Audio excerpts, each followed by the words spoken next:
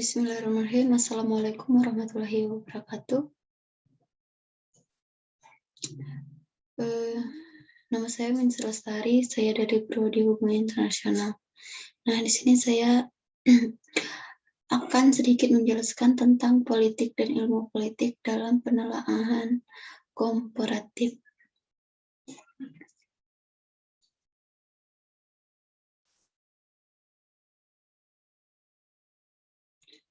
Nah,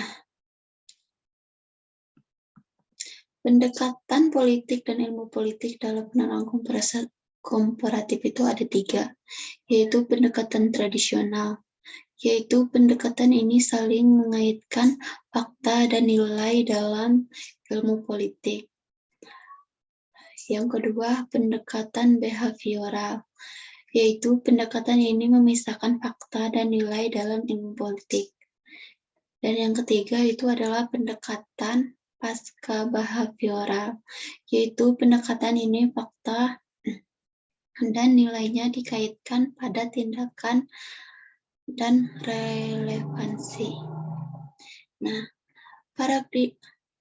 Banyak paradigma membantu para ilmuwan untuk menganalisis masalah dan menemukan solusinya dengan menggunakan asumsi-asumsi yang masuk akal. Namun, akal itu terbatas. Nah, mereka tidak dapat menemukan hal-hal yang di luar dari asumsi-asumsi mereka sendiri. Kerugian dari wawasan sempit mereka ini adalah asumsi mereka tidak dapat bersaing dengan asumsi para ilmuwan yang lain. Nah, literatur tentang ilmu politik cukup membingungkan karena beragamnya interferensi paradigma yang ada. Nah, kebingungan ini dibantu Kuhn melalui rangkuman dari sejumlah fase yang cenderung dilalui ilmu. Efrat tahun 1972. Nah, diantaranya ada fase paradigmatik, di mana tidak satu pendekatan teoritis atau aliran yang mendominasi para ilmuwan. Melalui beberapa pendekatan ini bersaing satu sama lain. Dan fase yang kedua itu adalah fase paradigmatik, di mana para ilmuwan percaya pada satu paradigma dominan. Dan fase yang ketiga yaitu adalah fase krisis. Fase krisis ini di mana paradigma dominan akan mengalami tantangan dan revisi. Paradigma yang baru muncul dari paradigma lama yang sudah direvisi membangkitkan perdebatan dan persaingan di antara beragam paradigma. Dan fase yang terakhir adalah fase revolut ilmiah, di mana para ilmuwan bergeser ke paradigma yang secara signifikan berbeda. Dan yang selanjutnya adalah akar sejarah dan alasan-alasan fundamental pencarian paradigma. Di sini ada 2 gaya pemikiran telah menjadi landasan analisis paradigma politik. Di antaranya adalah historisme. Tumbuh dari pendekatan akademik Jerman di akhir abad ke-19, historisme dianut oleh Hegel, Marx, dan lain-lainnya. Historisme berurusan dengan sejarah. Dan di sini ada juga Karl Mannheim, memandang histori sebagai suatu kekuatan intelektual luar biasa yang melambangkan wawasan-wawasan dunia dan masuk ke dalam pemikiran sehari-hari.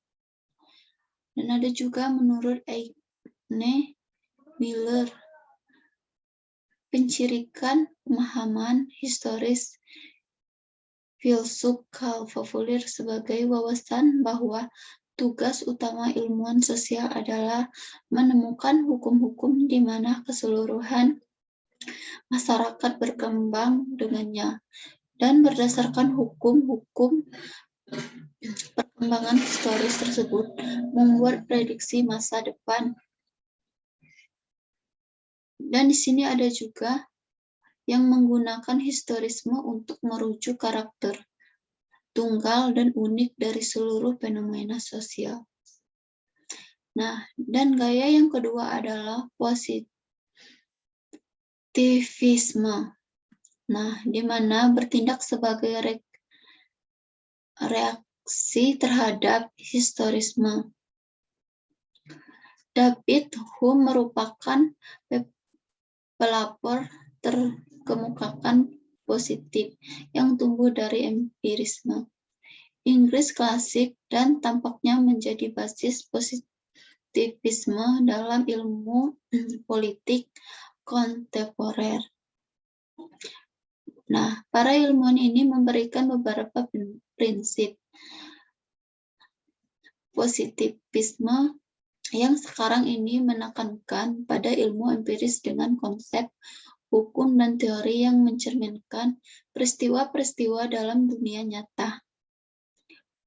Pengetahuan didasarkan pada objektivitas dan pengalaman nyata.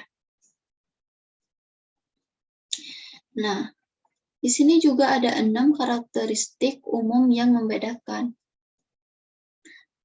paradigma ini. Yang pertama ada paradigma ortodoks. Paradigma ortodoks ini pendorongnya ahistoris mikro atau mikro terkompartmen batas-batas disipliner. Unit analisisnya sistem dan keseimbangannya.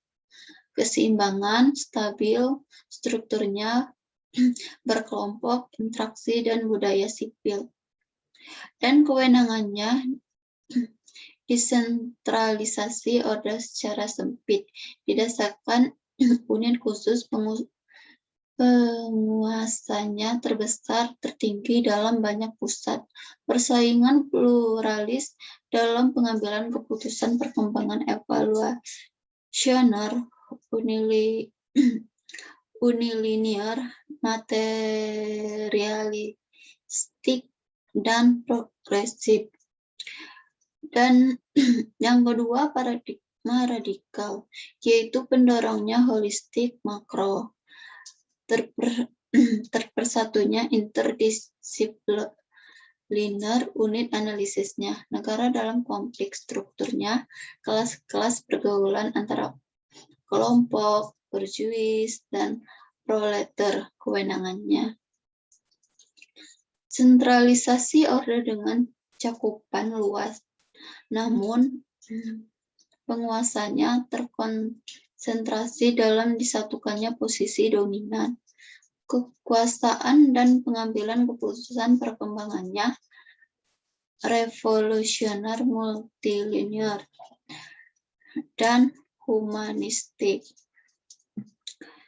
Nah, mungkin sekian dari saya. Bila masih banyak kekurangan, saya mohon maaf. Terima kasih. Wassalamualaikum warahmatullahi wabarakatuh.